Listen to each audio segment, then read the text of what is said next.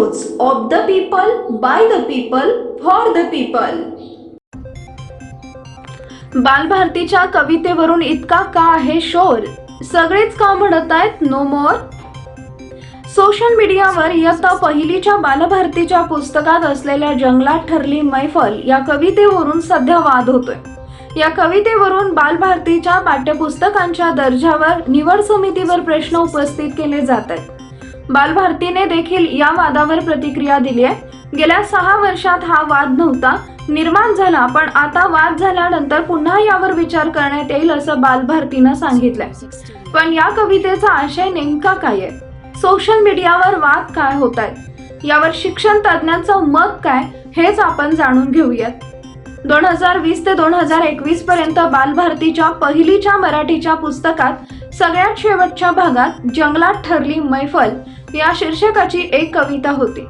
त्यानंतर 2021 ते 22 या सत्रात एकात्मिक आणि द्विभाषिक शिक्षण पद्धती सुरू करण्यात आली।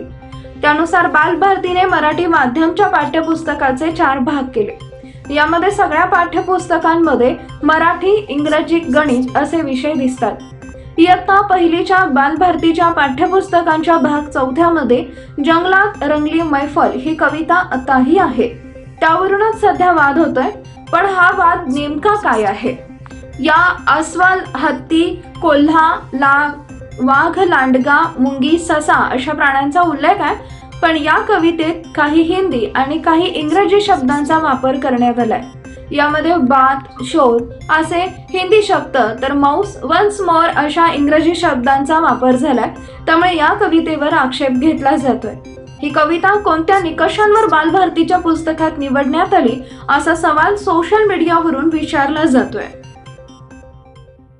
पीपल न्यूज पाहण्यासाठी चॅनलला सबस्क्राईब करा व बेल आयकॉनला प्रेस करा।